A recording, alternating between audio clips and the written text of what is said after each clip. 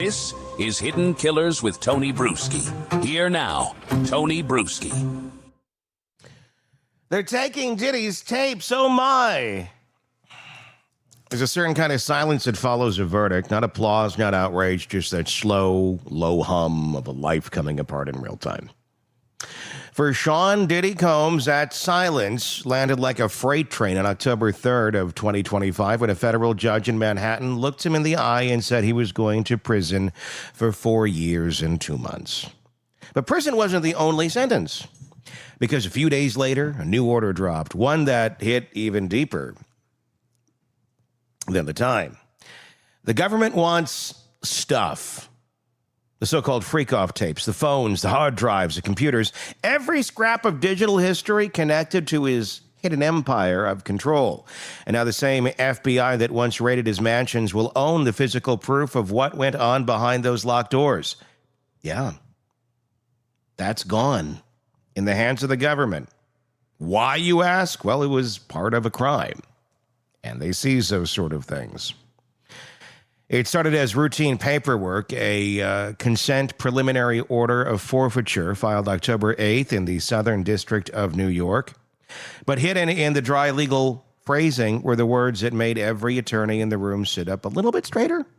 Property used or intended to be used to commit or facilitate the offenses. The phrase is government speak for, we're keeping it. Now, this could be much worse. Let's get that straight right off the bat. They could have taken homes. They could have taken vehicles. They could have taken a lot of stuff. They took old VHS tapes with Diddy on them. Tapes they already knew what was on. Tapes they probably already have in their custody, quite honestly. They don't have to return it now. It's part of the old Mann Act. The same law once used against everyone from Jack Johnson to R. Kelly. And property used to transport or facilitate prostitution is fair game for forfeiture. So when the raids back in March of 2024 pulled out boxes of tapes labeled with locations, Ibiza 1 through 10, New York sessions, private footage A, and hard drives full of recordings from security systems and iPhones, prosecutors didn't see personal property. They saw evidence. Now they saw leverage. Combs' attorneys fought the move, arguing the recordings were consensual adult material protected by the First Amendment. Their line was simple. Far from the government's lurid descriptions, the videos show adults having consensual sex, plain and simple. But the court wasn't buying it. Because when you're convicted under the Mann Act, it doesn't matter how consensual you claim things were. If the transportation or the facilitation crossed state or international lines for paid sex, the property tied to it becomes contaminated under the law. And so Diddy's empire of secrecy is about to be boxed up, cataloged, and shelved inside the FBI's evidence vault. And let's be real, it already is. Cameras, hard drives, every digital file that ever captured his private world. Think about that for a second. For a man whose entire career was built on controlling image, from polished music videos to all white party invites, the government now controls the raw footage and the unfiltered truth. That's not just evidence, that's humiliation as a matter of record. This kind of forfeiture isn't new. In fact, it's one of the oldest ways the United States flexes power when a conviction alone doesn't seem to cut it. The logic is simple.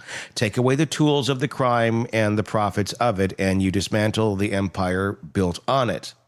Yeah, that's going to really be making an impact here in the case of Diddy. But that's the principle of the law. When it happens to celebrities, the symbolism, it hits a little differently. Take Martin Shkreli, for example, the pharma bro, who jacked up the price of life-saving medication and laughed about it on live streams. When he went down for securities fraud, the government didn't just fine him. They took his prized possession. A kind of thing that many, many people had wanted, and he spent a lot of money for. The one-of-a-kind Wu-Tang Clan album, Once Upon a Time in Shylon. This is the album that they made one copy of and released to one person. And he was the original purchaser of it. A work of art gone. Ended up being sold by U.S. Marshals to satisfy a judgment. I actually know the person who bought it. One man's property turned into the state's asset. Then there was Paul Manafort, political operative and architect of deception, whose plea deal in 2018 included the forfeiture of multiple New York properties, penthouses, brownstones, bank accounts, even an insurance policy. To the public, those weren't just properties. They were proof that the power game had a paper trail. And when the law catches up, marble foyers and foreign accounts don't make you untouchable. And of course, Bernie Madoff, the king of illusion himself, when his $170 billion fraud collapsed, the government didn't stop at a life sentence. They went after everything. Homes, yachts, jewelry, artwork. His Hamptons mansion became just another line item on an auction list. Forfeiture is not vengeance. It's bookkeeping with a side of symbolism. In Diddy's case, the stakes are more intimate. They are. The forfeited property isn't a yacht or a piece of art.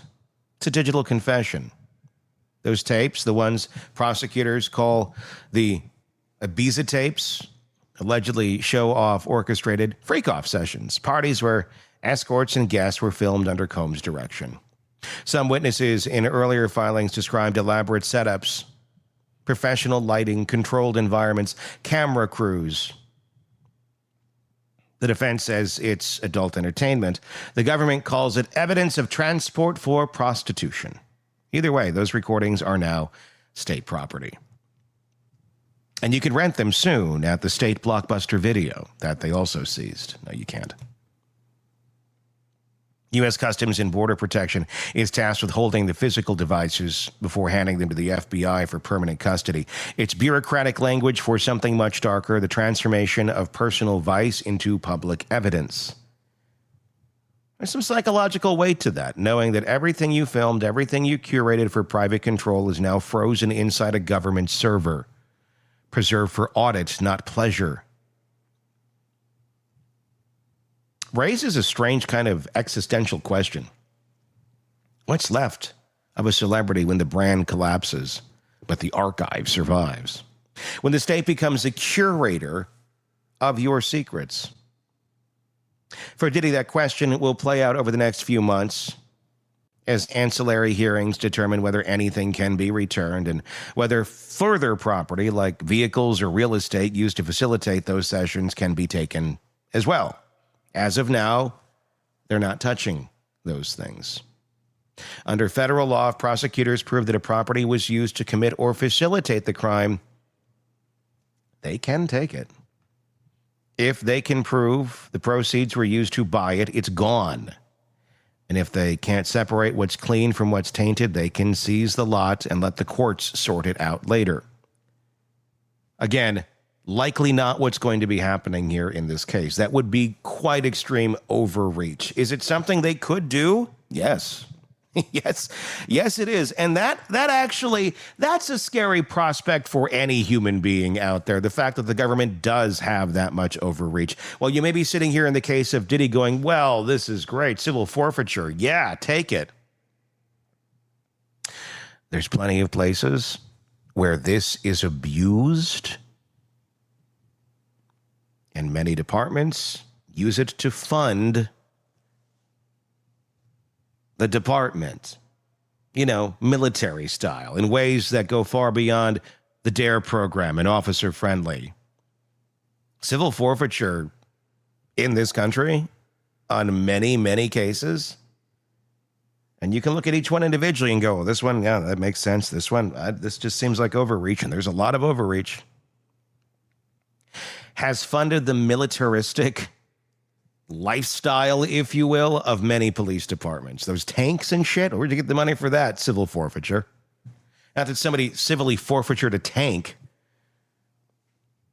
but when you civilly forfeiture money that you have on you, when you're accused of a crime that you may later be actually absolved of, it's a lot of cases where they still keep it. Yeah. You can do your research. I encourage you to. Civil forfeiture is a scary process in this country that exists. and can be abused without a lot of oversight. That's reality. So while, yes, in a Diddy situation, we may be cheering this along and going, yes, just like we may be going, Brian Koberger has everything he has coming to him in prison. But if they can use it against that person without oversight, they can use it against your ass too. Just if they say, we think you did this, even if you prove you didn't. The process isn't quick, but it is relentless. It has a history of turning excess into evidence. There's a reason the Justice Department keeps a special division for asset forfeiture and money laundering, because sometimes taking a criminal off the street isn't enough. You have to dismantle the illusion of power that made the crime possible. So yes, I am not saying civil forfeiture, as you know, in every case, is bad. There is a rhyme and a reason to it and does serve a purpose. I am saying this is a card in a world in which we live where there's a lot of overstep going on that can be used to abuse levels, to go against people some may just simply not like, not monsters like Diddy. So be aware.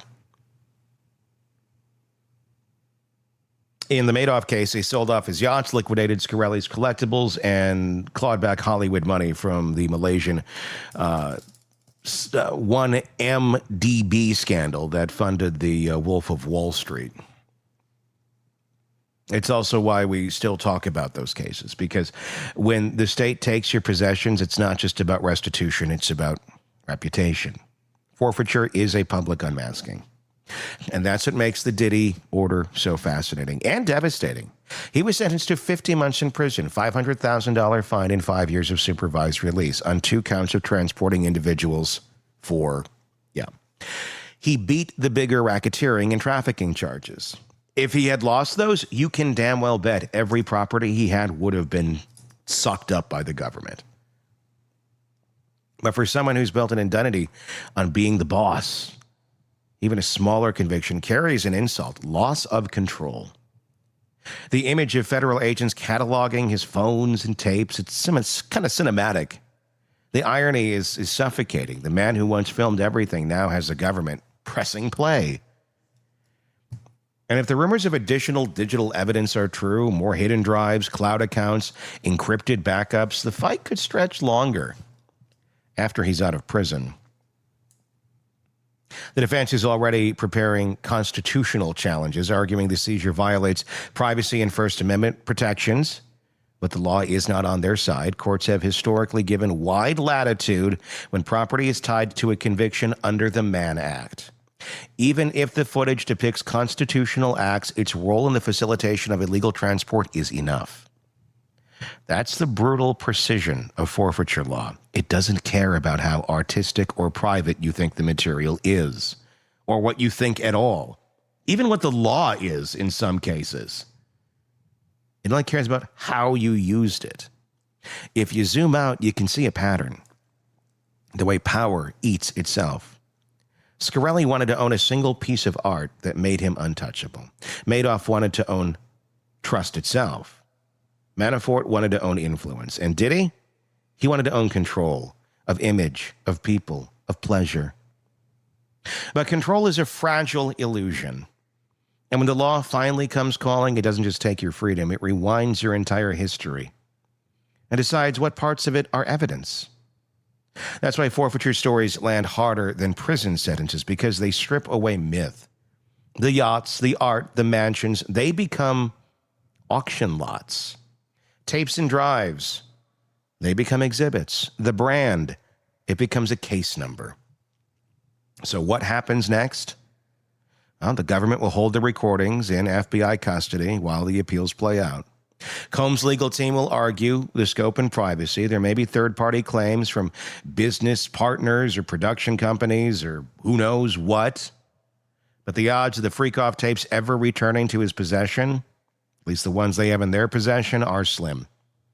The same statute that took down traffickers and smugglers for decades now extends to celebrity excess, because the law doesn't care about status, only about use. And that's the part that makes his story feel so inevitable. For years, Diddy protected an image of untouchable wealth and command. The man who owned the night. Now the government owns the receipts. When you strip away the headlines, what's left is a story about ego, evidence, and empire. A man who built his power around controlling every frame of his life is now living inside a narrative he can't edit. That's what civil forfeiture really is. Not just punishment, but inversion. Everything that once represented freedom becomes the proof of captivity. And somewhere in an evidence vault under fluorescent lights, there's a stack of hard drives labeled with his name. Maybe VHS tapes. Maybe beta. They sit on a steel shelf, numbered, logged, locked behind government seals. They won't be streamed. They won't be sold. They'll just exist, silent, sealed, and waiting. A reminder that when the music stops, when the cameras belong somewhere else, and when the empire becomes evidence, the party's over. Give me your thoughts in the comment section. There's a lot to unpack in this story. There is. I feel no pity for Diddy. I'm kind of surprised they didn't try to go after more stuff, quite honestly, but it is what it is. Civil forfeiture. It can be a scary thing. It really can. So, I encourage you, look into that one a little bit. You might be a little shocked of the overreach. And it's not just after big celebrities. I mean, every once in a while you get one of those. But the sea is filled with normal human beings just like you and me. And those are the ones that are being gone after, sometimes rightly and sometimes wrongly, and ripping apart those lives and destroying them. And they don't have an army of podcasters to raise the flag and go, this seems a little off.